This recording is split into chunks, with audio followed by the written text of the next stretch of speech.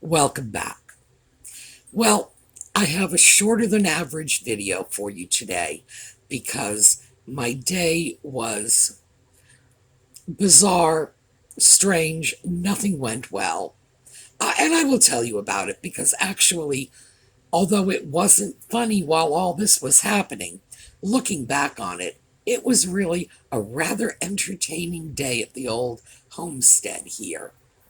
So today we're going to go back, finish up uh, the last of the Bedford videos, and I'm going to tell you about my morning.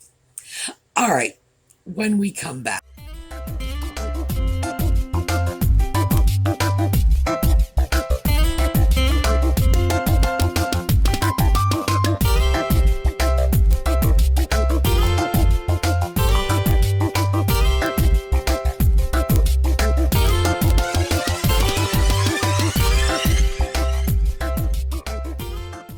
So the morning did not start off well. A pipe broke, so I had a leak. And, well, you know the way it is. It starts off as a leak, and boy, before you know it, it's turned into a waterfall. Well, my shutoff valve, I have two. I have one inside and one outside. And about 5 years ago, I had all the plumbing redone. And for some reason, the one thing the plumber apparently didn't do was he didn't replace the pipe from the outside shutoff valve to the inside shutoff valve. So it's about 15 feet of pipe, nothing special. And that's where the leak came in, obviously, because it wouldn't happen anywhere else. So I couldn't shut it off from the inside, and I had to go outside. And the main shutoff valve is in a hole in the ground. It's the only way I can describe it. It's like it goes down about 2 feet, and the hole, it's like a little well. Yes, Audie. The hole is encased with plastic tubing, I'm guessing. It's about maybe a foot or 18 inches across, so it's not small. But in order to get down the 2 feet to where the shutoff valve is, I have to go out and lie flat on my belly and reach down, and of course dirt falls into this little hole, and so I was prepared for that. What I wasn't prepared for was my cat helping. Apparently, Audie had come out with me. I was too distracted by what was going on to even notice until something jumped on my back. And fortunately, before I reacted and tried to hurt it, I realized it was Audie because he stuck his nose in my ear and started purring and started whining for me to pet him. And of course, I couldn't pet him. I'm lying on my belly, he's on my back, and he starts screeching in my ear, really, really full cat volume, because I was ignoring him and I was playing in a hole that was full of dirt. Audie loves dirt. He rolls in dirt. That's his thing. So eventually I realized this was not a plan. I have to get up. Audie leaps into the hole, and he's playing in the dirt because, like I say, he loves it. He is a filthy, filthy cat. That cat is very used to being washed because you kind of have to do it all the time. I thank my lucky stars he's a black cat, because if he were a white cat, I'd have to wash him 4 or 5 times as often as I do. So I had a plumber come, which, of course, is a reasonable response. I was going to have a plumber come anyway. I just wanted to shut off the water so it didn't continue, spilling out. Well, the plumber knows at this point that the shutoff valve, the outdoor shutoff valve, has to be replaced because I can't have that. I had all of the plumbing inside replaced 5 years ago, but the section of the pipe between the outdoor shutoff valve and the indoor shutoff valve, no, that was didn't have that replaced. Of course, naturally, that's where the leak was. So I'm going to need to get a new shutoff valve put in there. Absolutely, because I cannot just. What if it were winter and there were 3 feet of snow? And never mind the fact that I couldn't find the valve to begin with in that hole, but there's got to be an easier way for me to turn this off. So the new plumber is going to deal with this. The old plumber, the one who did the work 5 years ago, he's retired and gone off to do whatever it is that retired plumbers do. I rather like the new one. He got the leak fixed in fairly short order. But he definitely gave me a pause when he wanted to see where the valve was at the street side. Now, this is something the water company has to come in and shut off for me, because that's their valve. They shut that off, and then the new plumber can replace my main shutoff valve. So, life will be good. But when he wanted to figure out where that street valve was, he went into his truck and came out with a pair of dowsing rods. I've read about this, I've seen pictures, I've seen it on television, on movies. I have never, in person, actually seen anyone using dowsing rods. This is the 21st century, and I'm tempted to say this is like medieval technology, but no, it's medieval superstition. It's not technology now. It never has been. It has always been superstition. But yeah, he was going to find the pipe with his dowsing rods. Okay. So, at that point, I realized it was like a sign from above that this was just a lost day. I might as well just go back inside, wash the dirt off my hands, wash the dirt off my cat, and go back to bed. But I did not, because I wanted to make sure you got your video. But the broken pipe is all fixed now, and what's happening next is that shutoff valve is going to have to be fixed somehow. I'm trusting that because this new plumber had to deal with it, that he will understand my issue and get me some kind of shutoff valve that I can actually, work with without having to scramble into a hole to do it. So, yeah, interesting day.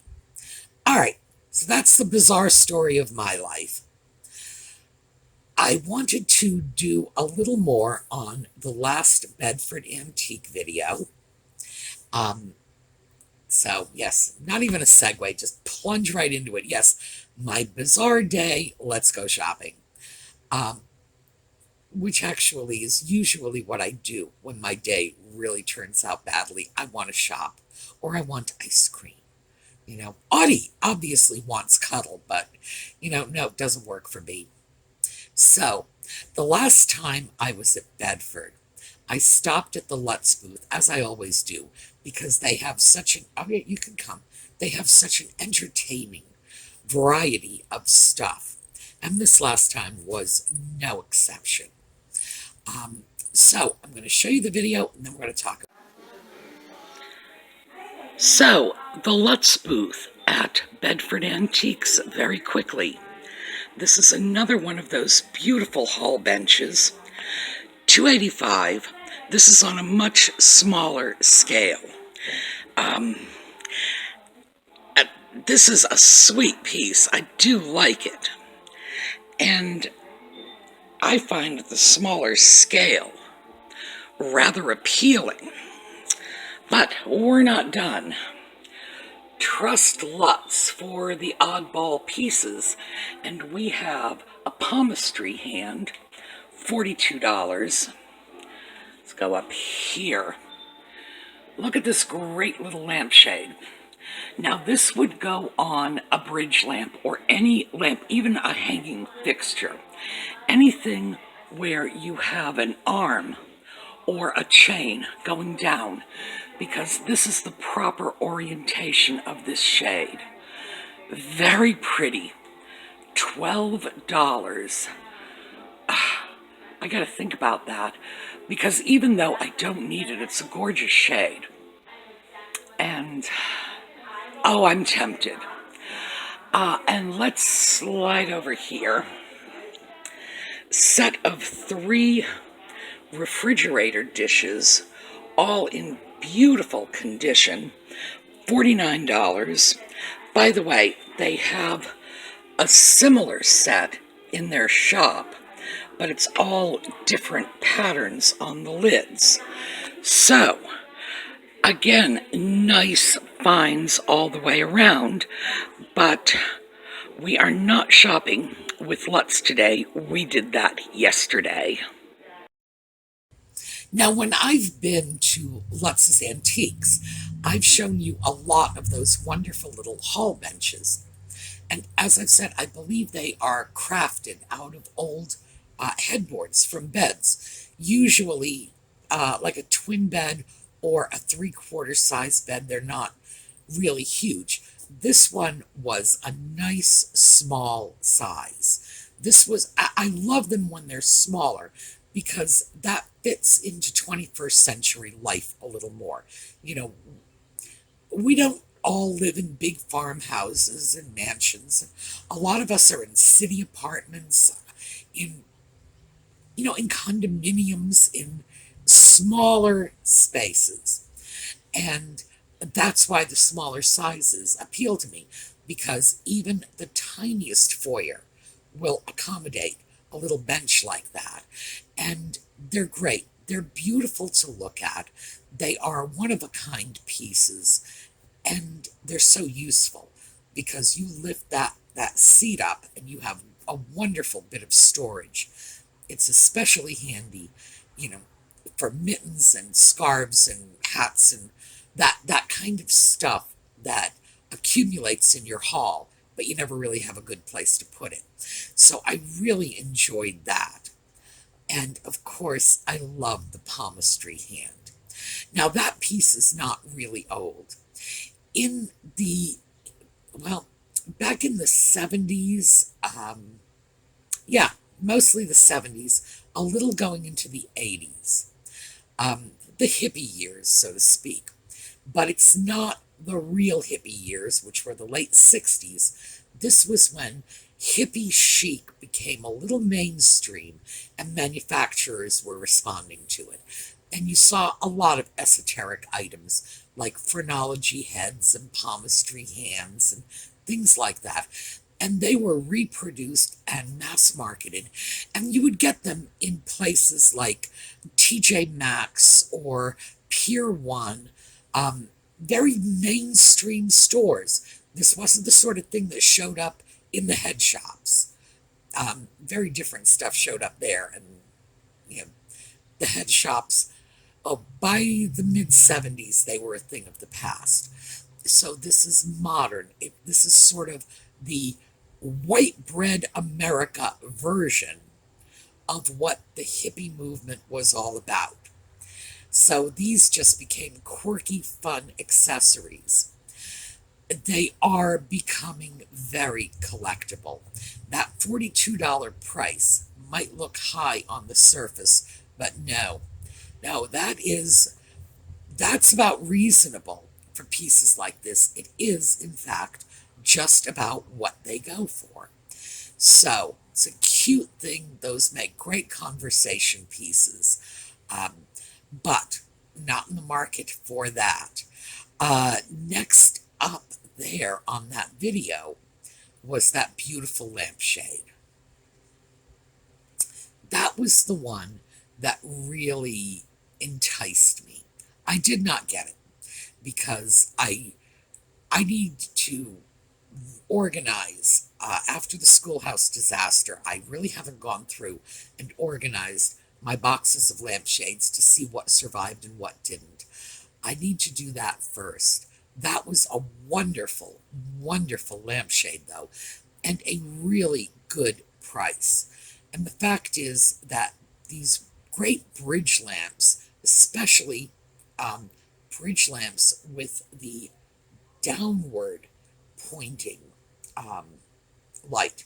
Now, there are two kinds. Some, the light points upward like a regular table lamp. Others, the light sort of drops.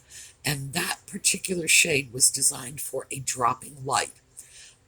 The other great thing about them is a few bits of lamp parts. And lamp parts are cheap. And you can make your own ceiling fixture. You just run an old-fashioned cord, cap it off with a few couplings, put that shade on it, and you have a fabulous pendant lamp. So, tempted, but I didn't do it. Although I have to say, if it's there the next time I'm at Bedford, I probably will pick it up because, as I say, wonderful pendant light potential. Um, yeah, I know. And I won't be keeping it for myself. I really won't. I also very much doubt it will still be there. That is so pretty. Someone will have snatched it up by the time I get back. And then the final thing you saw in that film section was the refrigerator dishes. That was a beautiful set of 3 dishes. They were all matched. Now they had another set for the same price because those were $49 over at Lutz's main store. They had another set, and I noticed it the last time I was at Lutz's. And the design on the covers, all 3 were different. And that, it's 6 of one, half a dozen of the other. Some people like the matchy-matchy, other people like the different designs. I rather like the different designs. I've never been a big one for matchy-matchy, but at $49, not a bad price, not for a set of 3, and not when they are in perfect condition. Because condition is everything on these pieces. That's really what determines the prices. So if you can grab them for good prices, my suggestion is do it, especially if they are undamaged.